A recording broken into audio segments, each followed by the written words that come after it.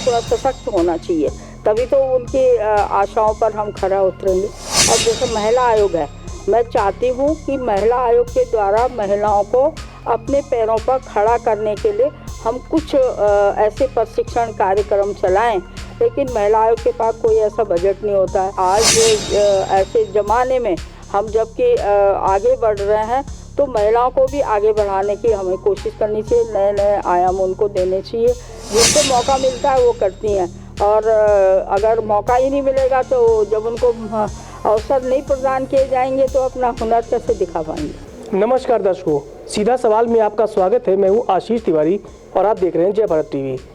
आज हम आपकी मुलाकात कराएंगे उत्तराखंड महिला आयोग के अध्यक्ष विजय बर्तवाल जी से।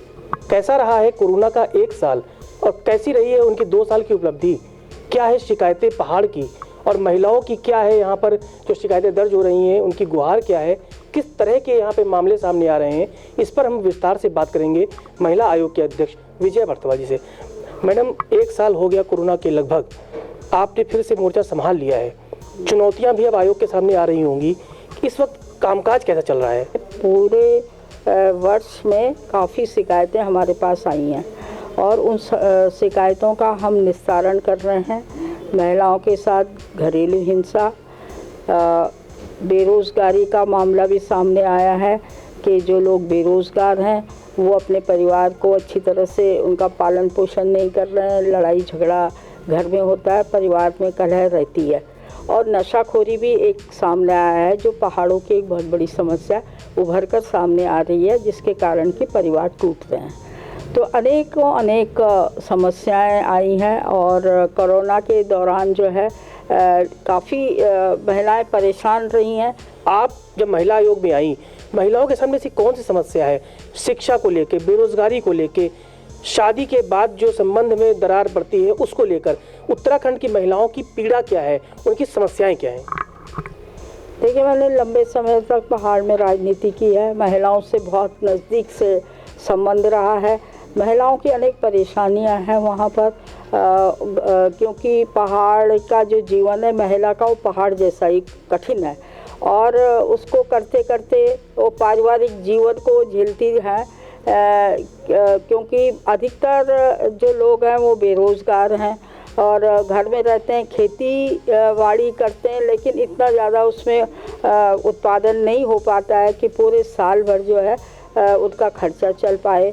तो इससे भी परिवार में कई विसंगतियां पैदा हो जाती हैं और वो आपस में जो है नहीं बनती है। तो मैंने जो देखा है कि महिलाओं को वहाँ पर शिक्षा के उस पर, जहाँ विद्यालय हैं, विद्यालय अधिकतर जगहों पर हैं और लड़कियों ने बढ़ चढ़ कर शिक्षा में भाग लिया है। पहाड़ की लड़कियाँ पढ़ लेती हैं, कुछ गरीब परिवारों की लड़कियाँ नहीं पढ़ पाती हैं, लेकिन फिर भी जो है वहाँ के लोगों का एक वो रहा है अपने बच्चों को पढ़ाने का। जो पेरेंट्स हैं, माँ बाप हैं, वो बच्चों को स्कूल अवश्य भेजते हैं और वहाँ पर लड़कियों का अनुपात जो है अधिक है पढ़ाई लिखाई में। विद्यालयों में भी उनकी संख्या अधिक होती है और उनका रिज़ल्ट भी बहुत अच्छा रहता है। लेकिन आज जब वो वहाँ पर न तो खेती है न वो स्वरोज़गार है, क्योंकि इतना हम स्वरोज़गार के लिए उनको अवसर नहीं दे पाए हैं जैसे कि प्रशिक्षण होने चाहिए। अब जैसे महिला आयोग है, मैं चाहती हूँ कि महिला आयोग के द्वारा महिलाओं को अपने पैरों पर खड़ा करने के लिए हम कुछ ऐसे प्रशिक्षण कार्यक्रम चलाएं, लेकिन महिला आयोग के पास कोई ऐसा बजट नहीं होता है कि जो प्रशिक्षण कार्यक्रम चलाएं, तो पहाड़ के दूर दराज की महिलाओं को उसमें शिक्षित करें, व्यावसायिक रूप से उनको जानकारी प्रदान करें।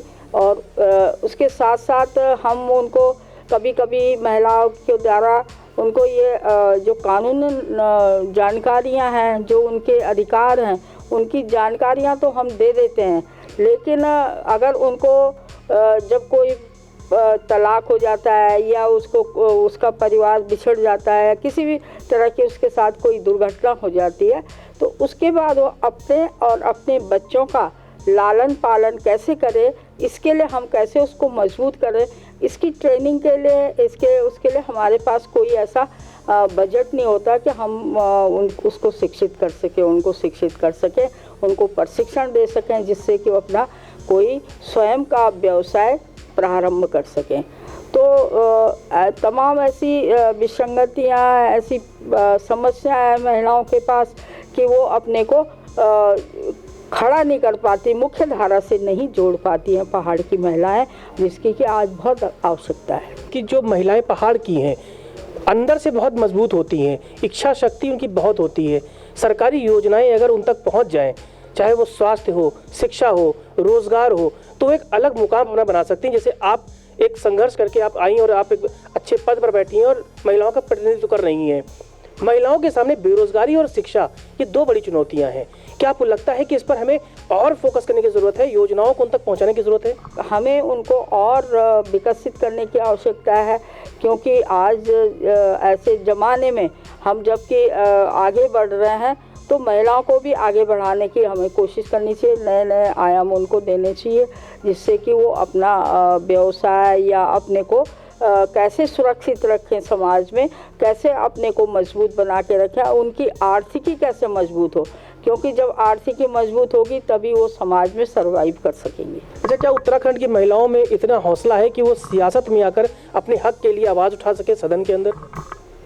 निश्चित रूप से उठा सकती हैं, जिनको मौका मिलता है वो करती हैं, और अगर मौका ही नहीं मिलेगा तो जब उनको अवसर नहीं प्रदान किए जाएंगे तो अपना हुनर कैसे दिखा पाएंगे। अच्छा, एक सवाल अब मैं लूँगा जो इन दिनों उत्तराखंड की सियासत में चल रहा है, चूँकि आप महिला हैं और सदन में लंबे समय तक आप रही हैं, तो महिला होने के नाते जो बंशीधर भगत जी का बयान आया कि उन्होंने जो अपशब्द कहे, जिस पर उन्हें हालांकि खेद भी अब जता दिया है, लगता है कि मर्यादा महिलाओं के प्रति पुरुषों में होनी चाहिए, सियासत हो या परिवार हो?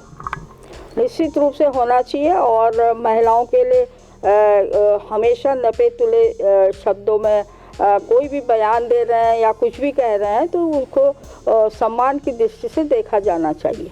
किन चुनौतियों से महिला आयोग जूझ रहा है, या क्या ज़रूरतें आपकी हैं ताकि एक बेहतर रिजल्ट आप दे सकें, महिलाओं की उम्मीदों पर खरा उतर सके महिला आयोग?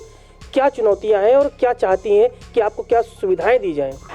अगर महिला आयोग को कुछ बजट ऐसा दिया जाए कि वो उनके लिए कुछ ऐसे व्यावसायिक प्रशिक्षण दें या उनको व्यवसाय करने में मदद करें, जिससे कि वो अपने पैरों पे खड़ी हों, अपने परिवार का पालन पोषण कर सकें, तो ये हमारी रिक्वायरमेंट भी है कि भाई महिला आयोग को थोड़ा सशक्त होना चाहिए, तभी तो उनकी आशाओं पर हम खरा उतरेंगे। बहुत शुक्रिया हमसे बात करने के लिए। विजय बर्थवाल जी बड़ी साफ गोई से इन्होंने कहा कि अगर बजट मिल जाए तो महिला आयोग का जो उद्देश्य उत्तराखंड में है वो कम से कम पूरा कर पाएंगी। इतना ही नहीं, उन्होंने ये भी कहा कि बेरोजगारी और महिलाओं पर बढ़ते हुए उत्पीड़न की जो शिकायतें हैं वो उत्तराखंड में बढ़ना एक चिंता का सबब भी है। लिहाजा ज़रूरत है कि सरकार इस ओर ध्यान दे और महिला आयोग को बजट इतना दे कि वो अपने उद्देश्य को पाने के लिए बेरोक टोक काम कर सकें और जो वंचित और शोषित यहाँ पर शिकायतकर्ता महिलाएं हैं उन्हें न्याय मिल सके। कैमरामैन प्रदीप बिष्ट के साथ आशीष तिवारी, जय भारत टीवी, देहरादून।